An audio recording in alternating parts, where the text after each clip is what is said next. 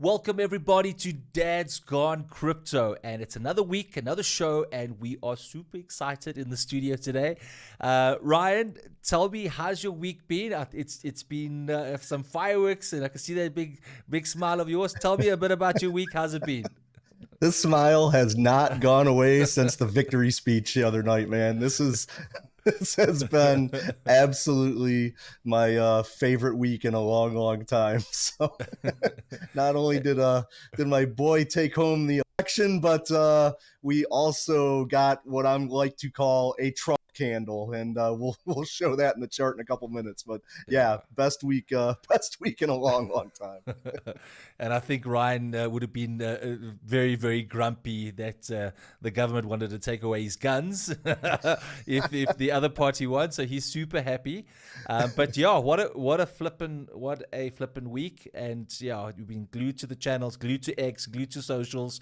The accredited the platforms, not the misleading ones. And yeah, just to get information, to see how things are going. And it's been crazy, and it's great for crypto. We're more excited as well because we were hoping for this win, yes, to save America and possibly the world, but more selfishly for crypto because yeah, you'll see how pro Trump is for crypto, and how many people in the house are pro crypto, and that means it's going to be building. There's going to be a lot of development over the next couple of months to years, and we'll dive into that. So the show today is about what has happened, what does it mean for crypto, and why should crypto be on your radar? If you want to make life-changing money, this is the time. If it went the other way, yeah, maybe store of value Bitcoin was probably the safest, but yeah, just wait and see why we're so pro crypto at the moment and why everything's buzzing. And this is going to continue, and we're going to show you why. Absolutely. So to kick things off, Ryan, you did a show a couple of weeks ago. I was on holiday. I was at work playing some golf in Turkey, catching a bit of sun, and absolutely getting smashed on the golf course. I upset a lot of people. Walked down there, cheese in my mouth, trying to swing a ball. And these guys are bullies. They're like older crowd, like you were late, you had to give up our tea time. I'm lying on the cart. Only around about the 12th hole I started to get a personality again. But yeah, and then rinse and repeat day after day. So it was a lot of fun. Needed it. But yeah, back to work now and finishing off the year with a bang. But yeah, Ryan, you did a show with some charting. You want to come back to it and tell us what happened with that Trump candle, that big, strong one. Absolutely. Give me 1 second here. Let's pop it on the screen. Yeah, guys. So this is a chart we talked about a couple weeks ago, and I brought up the fact that we were in this gargantuan bull flag here, and we were talking about this right here, where we zoom in, where we were testing the top of that flag, right? We bounced off, we came up, and then we broke through. And that first breakthrough, that was real nice, got us all the way up around all-time high again. And then, of course, we came back to retest, which is always expected. I think we talked about that last week. Then after that retest, we had a nice little day. And then we got that Trump candle. Look at that baby. Woof! Through the roof. And you can see it went all the way up. Yeah. It's awesome. It went all the way up, and it tested the top of my channel here that I've been trading in. And you can see bounced off the top of that channel. And today we are threatening the top of that again.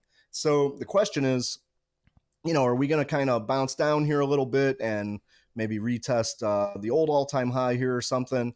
Or are we going to bust up through the top of this channel and, start looking at some price discovery here? That's yet to be seen, but I think there's a real good chance that within the coming weeks here, we're definitely going to be busting on out of this thing. And I'm going to make that case by showing you guys another chart here. So what I want to do is go back here a little bit, and I want to look at the U.S. elections. Let's just see. I don't know that necessarily they have a major effect. I mean, we did see that giant candle there, right? But if it's a timing issue or if it is an election issue, I don't really know. but we can go back to the last 4 elections here and just take a peek. So I just want to go back. This is 2012. Okay. This is the election week. This is a weekly chart we're looking at. This is the election week of 2012 right here. You could see we were at $10.67 that week. And you can see what happened to the chart after that election. It took a few weeks and then just went absolutely parabolic, right?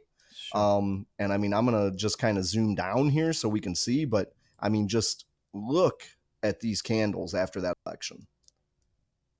And the most important thing that I want to talk about here, we never came back down and saw that again. So after that election in 2012, we never saw that election week price again. Now, let's zoom over and you can see, you know, we had the bull market there, we flew up, and then of course we came back down. And here's the normal bear market. And you can see, I mean, you know, we got close to that line as far as the chart's concerned, but if you look at the price is 220 compared to, you know, even here where it looks really close, that's $177 compared to 10. So that's actually still way up there. Now, if we zoom over, let's go to the 2016 election here. This 2016, and you can see there's the weekly candle of the 2016 election. And nobody really knew what to expect. You could see we did have a red candle on that week. And I think it's because Trump was elected and nobody knew what to expect. You know, everybody was still a little, hey, what's this celebrity all about? But then you could see what happened right after that, though. You know, we were at 684 that week. And just look, whoosh, we had a little ups and downs. But, you know, the general direction of that chart, look at that, exponential gains after that election. And again, it started just a few weeks after the election is when it really started flying. And we'll just zoom in here so you can see. I mean, you know, that took it all the way up to that all-time high of near $20,000, or yeah, right around $20,000 there in late 2017, early 2018. So of course, yeah, we had, you know, there's the all-time high, and then poof, you know, we had the bear market. But again, even in the doldrums of the bear market, we never even got close to that election week price again of 684. I mean, look at that. The closest we got was around $3,000. So let's move on back up here and we will look. This is election of 2020. Election week of 2020. You see, we had a real nice big green candle there in election week. And then look at this. Look at these gains. Ooh. Just exponential gains after that election week. And we had that first giant peak in the market. Then, of course, you know, we came back down in 2021. And then we had another giant peak there at the end of 2021. Think about where we're at in this cycle. You know, we're here. This is the week that we're in this cycle. And, you know, that's why I'm making this case that I think we've got some, you know, major movement left here. And of course, once again, we came down and we had the bear market, right? And we got down here. This time we did get fairly close to that old mark of that old election week, right? That 13,212, but we still stayed above it at 16,000. So once again, that shows after election week, we never touched that price again. Now here we come to the election that just happened this week. And there we have that massive Trump candle that we're calling it. But let's think about this, guys. So right now we're here, right? And I'm sure there's people telling you, hey, you can't get into Bitcoin right now. It just hit all-time highs. It's at a price that it's, you know, it's way too overbought. Look how high it is. You're probably hearing that here and there, right? But think about where those other charts went after the election. And think about the fact that we never saw that election week price ever again on any of those last 3 elections. Does that mean, so the low of our election week so far has been 66,800. So if you look at the past history, there's a very good chance, in my opinion, again, this isn't financial advice. I'm not a financial advisor. However, in my opinion, I think there's a very good chance that we never, ever see that number again. That could be the lowest you're ever going to see Bitcoin again. And when you think about that, and you think about what happened to those other charts in those weeks following the election, those exponential moves, I'm going to tell you, you're still early. There's still plenty of time. Get into Bitcoin now, again, not financial advice, but this is just some crazy guy on the internet telling you, but I'm telling you what I'm doing. It's time, man. We're ready to start flying. So if you're not in yet, I think we're going to see some big moves coming really shortly here. So Ryan, to summarize, every single election year, basically a few weeks afterwards, we had this God candles and all-time highs, right? Every single year. It never touched on those marks again. Now the question is it going to repeat itself? Well, history tells us it's going to repeat itself, but there's still this little skepticism like, it's such a big candle, I'm going to go buy, it's going to crash down, I'm going to lose all my money. Well, no, it's never going back down to zero, so you won't lose your money, all right? But let's dive in a little bit deeper. Let's thicken the case to say, is it still a good time? So history says it's a good time, all right, but what has happened in the media that we are so bullish about that's going to support this narrative that it's going higher, right? Yes, there'll be a lot of volatility. It might come down a little bit, up a little bit, down a little, but it should hit. It should go parabolic, all right? So that's what we're thinking. That's what we're thinking. All right, so let's watch a couple of videos here. Let's chat about it and just to see where we are right now. So think we've got the first little sign over here. Maybe these videos can give us more signs to, is crypto really bullish at the moment? All right. Absolutely. All right, guys. So yeah, we've got a couple of clips. Let's watch this one. Plan today, I am announcing that if I am elected, it will be the policy of my administration, United States of America, to keep 100% of all the Bitcoin the U.S. government currently holds or acquires into the future. We'll keep 100%. I hope you do well, please. This will serve in effect as the core of the strategic national Bitcoin stockpile as planned. All right, so awesome. That's absolutely fantastic. All right, so did you just hear what he said, right? So now you got a pro-crypto government saying, well, Bitcoiners, all right, or Bitcoin, we're going to use it as a store of value and we're not going to sell. So this will help strengthen the dollar. So what are America good at? They're good at starting something and tend to, if they're starting to make waves and they're starting to make a bit of money or starting to make impact, the world follows, all right? So every other country follows. They kind of wait for America to see if it works. If they fail, they're like, Americans. But if it works, they jump on that bandwagon, right? So you got a president of a country for the next 4 years telling you that, hey, all right, Bitcoin, we are buying Bitcoin with the taxpayers' money. We're storing it, all right, and we're not selling, right? So that is incredibly exciting, right? So it's a strategic shift from the previous regime where they didn't really buy a lot of Bitcoin. They were kind of, playing another game. So like gold, back in the old days where gold was linked to the US dollar, and for every dollar that went out, it was valued to a piece of gold, and they took it away and they started printing money. So now he's trying to go back to those roots to pay off the trillions of dollars debt by saying, let's buy Bitcoin, let's back it against the dollar, let's make that dollar great again, because there's so much out there that's trying to push the dollar, kind of deflate the dollar quite a bit. So this might be a great hedge. Yeah, absolutely. I mean, this previous administration, or our current administration, I should say, I mean, I don't think they haven't bought any Bitcoin. All they've been doing is selling everything that they've taken in from seizing assets, from criminal cases, but they've been selling it off. And now, the new incoming administration wants to change that and actually, start saving it and actually start buying Bitcoin and making it an actual strategic reserve, which is, it's huge. It's beyond words.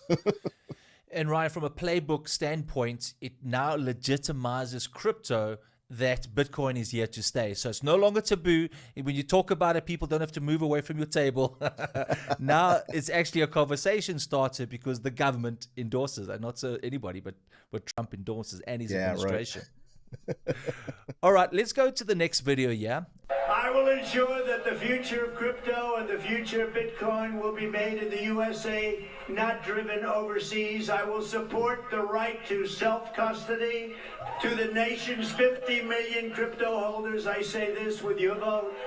I will keep Elizabeth Warren and her goons away from your Bitcoin. And I will never allow the creation of a central bank digital currency. You heard it there, guys. we are talking about being on the forefront of crypto here in the USA, which is something that unfortunately we really have not been. So it's absolutely amazing listening to those talking points in that video. Yeah. Trump's vision includes incentivizing domestic mining, aiming for America to lead in blockchain technology and cryptocurrency production. And that is absolutely amazing. He also is talking about tax incentives or subsidies for energy used in mining that would benefit companies and individuals in the US who want to, mine crypto.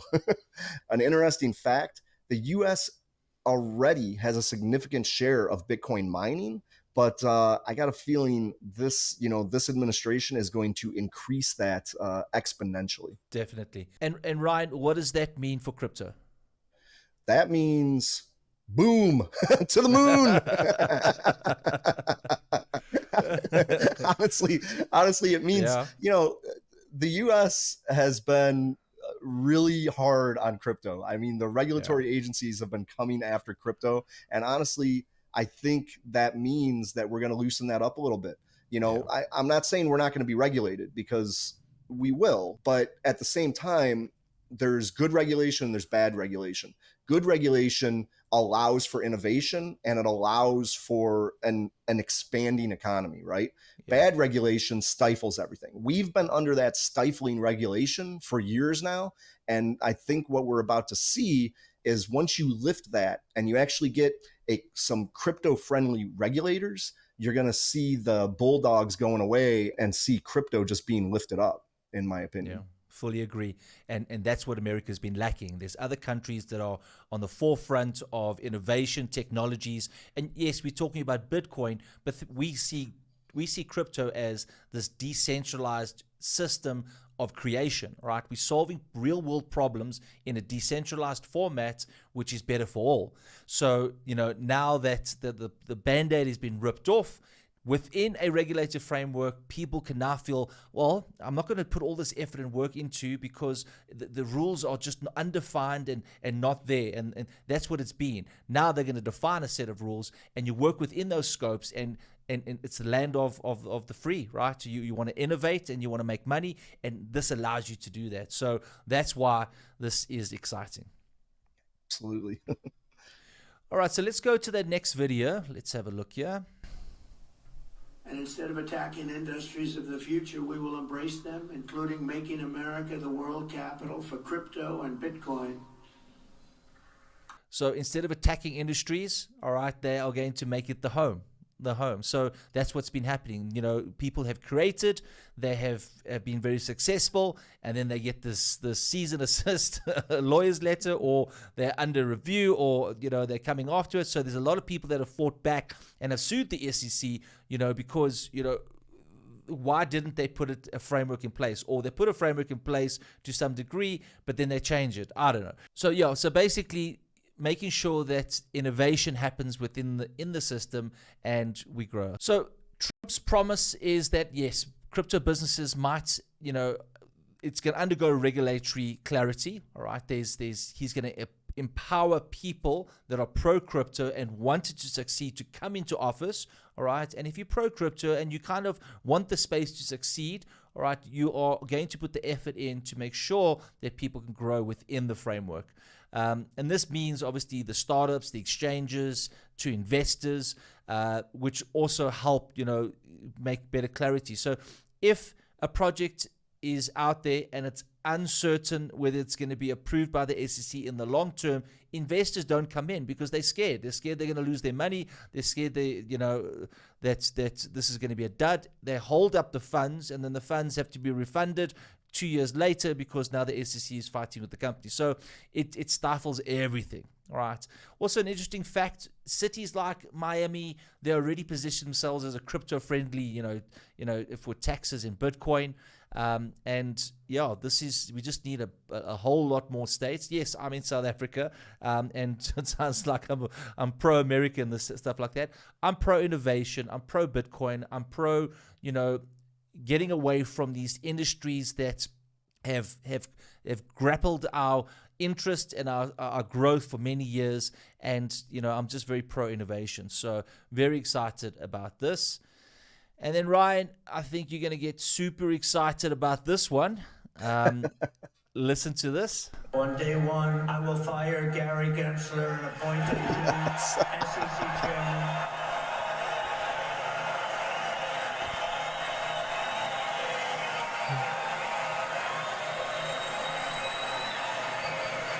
I didn't know he was that unpopular. Watch this.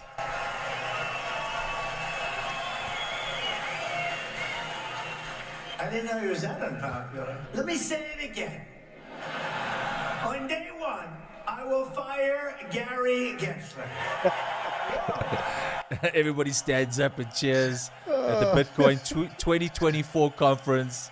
I want to stand up and cheer, man. The sweetest words anybody in crypto can hear. Absolutely. Let's just see what he says afterwards, yeah.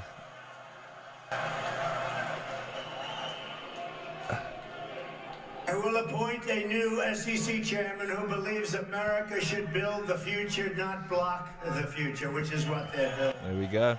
Build the future, not block the future. Fantastic. I'm ready for that. I mean, Gary Gensler, he's the current SEC chair, obviously. He has just been an absolute regulatory hawk in the crypto space. Absolute tool. A tool, yeah, I like that too. But hold on, tools are useful. Sorry, my bad. Yeah, right. He's the most unuseful tool in the damn toolbox. He's that little thing that's just floating around there in the bottom of your toolbox that you have absolutely no idea what it's for. Yeah. Oh man, if Trump really takes that immediate action against Gensler, which I'll tell you what, there's no reason to believe that he won't. Keeps his promises as much as he possibly can. So I think that immediate action against Gensler, I mean, it absolutely suggests a more crypto friendly SEC is on the way, and I think we're like we talked about, I think we're going to definitely see some easing regulatory pressures here. I mean, Gensler's tenure has seen significant enforcement actions, as we were talking about. I mean, he's been coming after crypto firms like crazy, and I think we're going to see a really big change in that with new leadership in the SEC. But I think, right, also, we obviously have to fight with someone because we don't know who are the puppet masters. Well, we do, but there's a whole nother world behind the scenes. And if you watched Gary Gensler's earlier, because he was not a professor, but he was a lecturer at one of the top universities, and he was very pro Bitcoin. He was for it. All of a sudden, he gets his role, he changes. And what happened there was that you see over the years that he's got basically, they dangle these strings and he's got to do this, he's got to do that, and he jumps at it. He has to, all right, because they pay for it. They pay for his salary, they control him, and this is our frustration. So obviously he has a choice in life. He can say, I do not want to be controlled by the system, and leave and actually get a decent job, or he can play along with this, but just understand the backlash that this guy can't walk in the street without getting a boo. I'm sure he has as many memes out there as the original memes. He's a piece of work, and he does deserve everything that's coming at him. All right. And I promise you, the first day that I hear Trump say he's fired, I'm running naked in my garden. It's like, let's hope the cameras don't pick that one up. Yeah. Look at the neighbors looking for the wall, like, nothing to see here, people, nothing to see. Everything's bad. Man. I mean, you're right. I mean, Gensler, he was instructor at MIT and taught all kinds of pro crypto. I mean, he was pro crypto, and I can't say that he's necessarily changed. I have a like you were just saying, the puppet masters were at work, man. And the administration that we've been under is kind of known for being that puppet master. And I think he was just doing their bidding. But hey, you know what? he did at least have a choice. He could have either stopped doing their bidding or stepped down, but he chose to keep going with it. So I'll be happy to see that man go. So Trump has removed the puppet masters, and now it's to clean out the trash.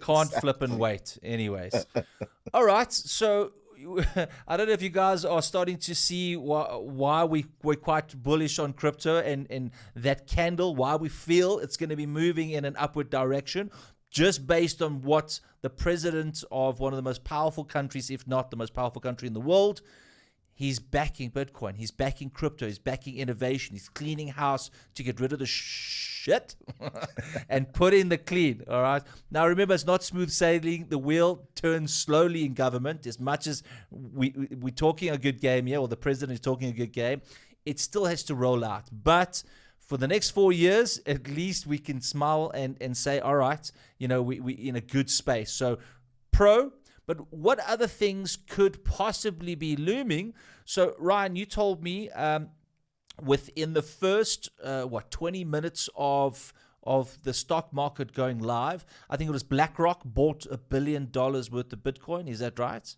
Yeah, it was something like that. Right when the market opened on election, the day after the election there, when they knew Trump won, it was the volume. I think it was the volume of trading. It was 1 billion. I think they bought $1 billion in the trading volume. Yeah, I think the trading volume was over 4 billion, if I'm not mistaken. But okay, it was something like that. Yeah. So have a look at this. Just in, BlackRock Spot Bitcoin ETF did $4.1 billion in trading volume today in his biggest day ever. All right. Yeah. So that in itself, so BlackRock rules the world. Okay, let's not get into that conversation.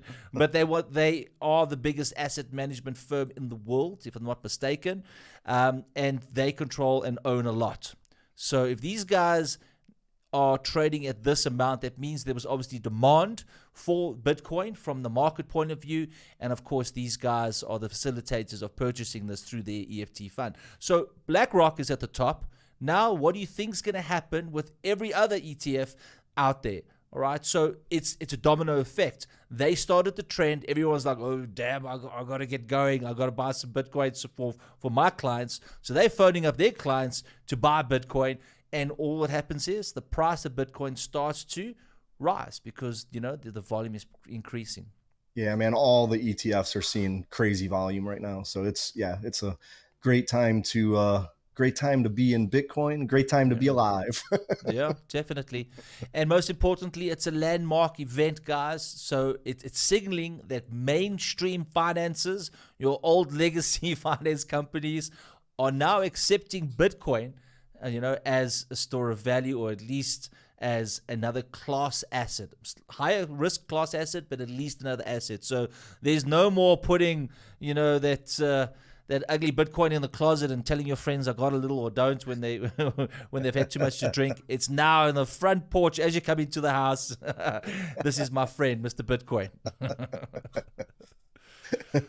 All right, and there's another bit of news, all right, that this is absolutely incredible.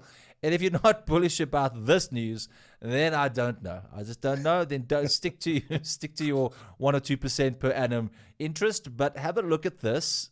Feature story of the day. MicroStrategy to raise $42 billion to buy Bitcoin in a 2021 plan, which Michael Saylor announced yesterday on the MicroStrategy earnings call. This is big news. Huge. We're talking over 500,000 Bitcoin more they're looking to buy over the course of the next 3 years. So let's break this baby down.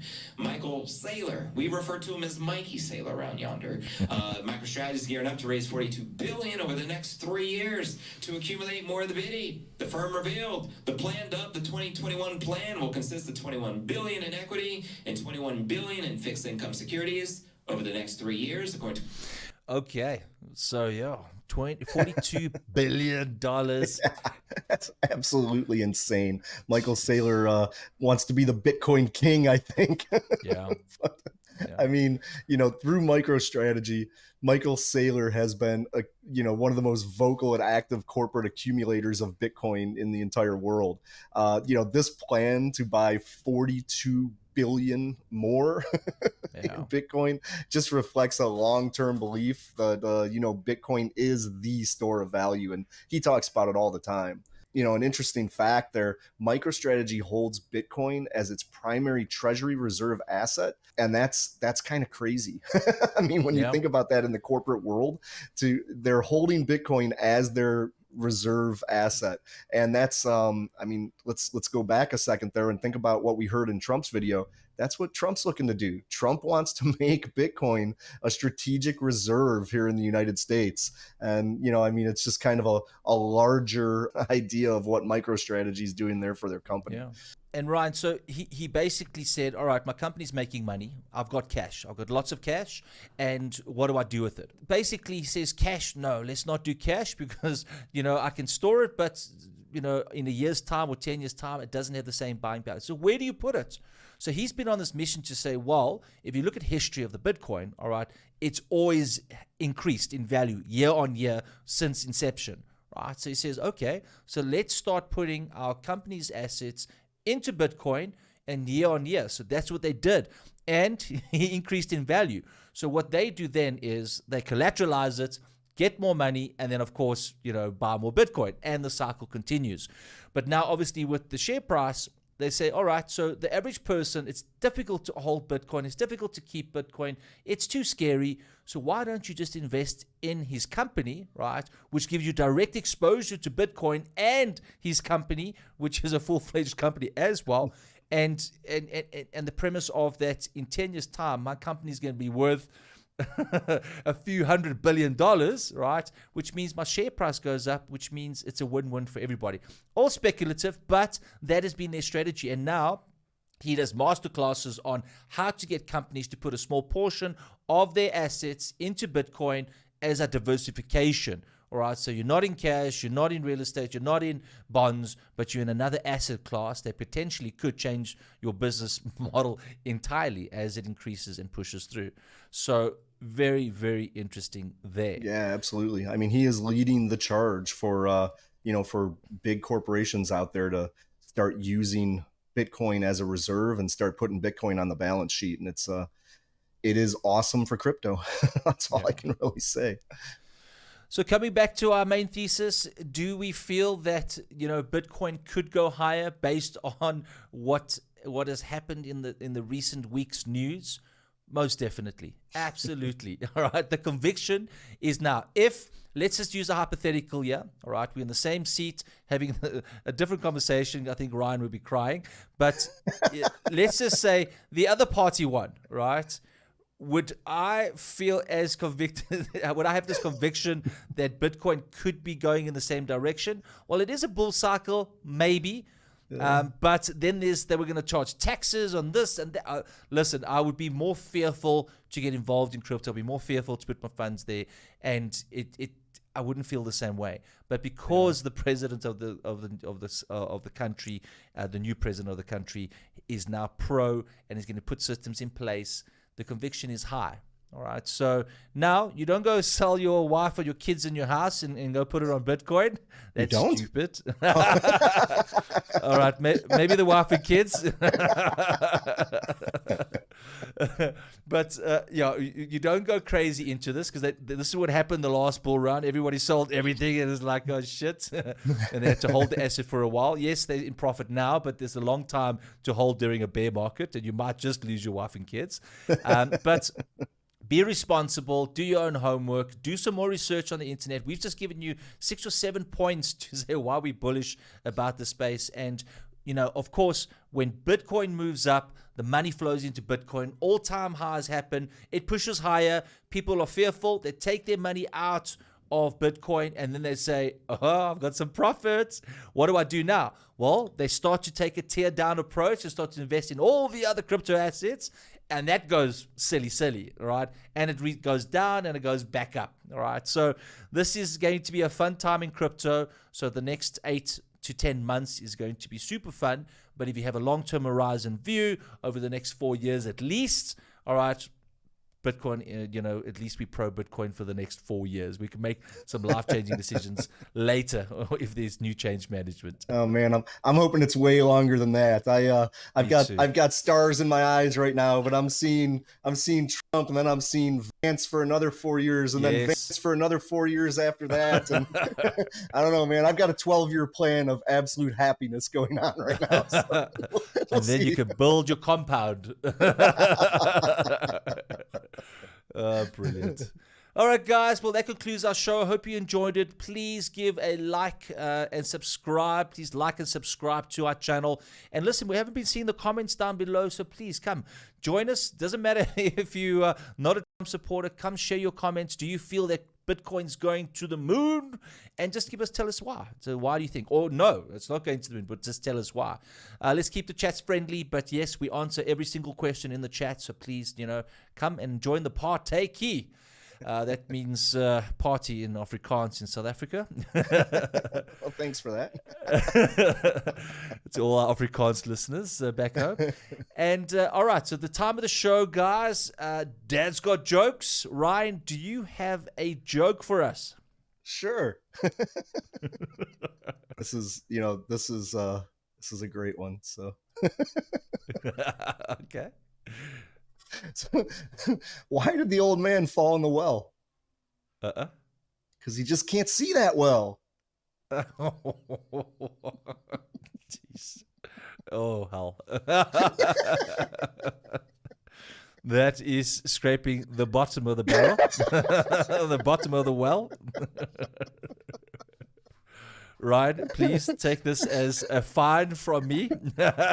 You are summoned to drink a quart, which is a double volume pint of beer for your punishment. I learned somebody just said that maybe a couple of days ago, and I cracked up, and I was like, I know Sean's gonna hate this one, so I'm definitely saying it. It's too terrible. You're fine to beer.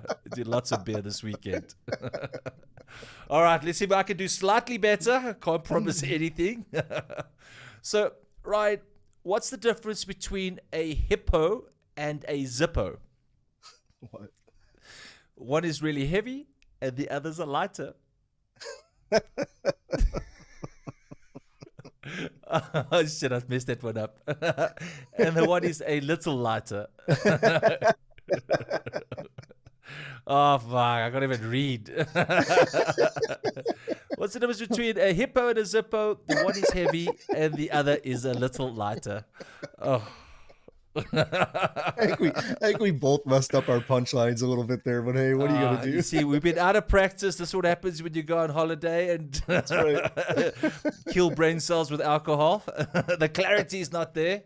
I'm going to go buy some vitamin B6 and 12 and creatine to make the brain fog go away. Maybe next week will be better. Yeah, we hope so, but we can't promise anything. I definitely feel more clarity now. Although if I keep celebrating this election win, then you can forget the clarity, I guess, for a while. You still got lots of partying to do.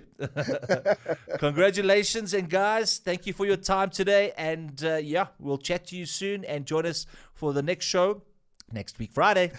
Take care. Thanks, guys. See ya. Bye. The material and information presented in this recording are for entertainment purposes only.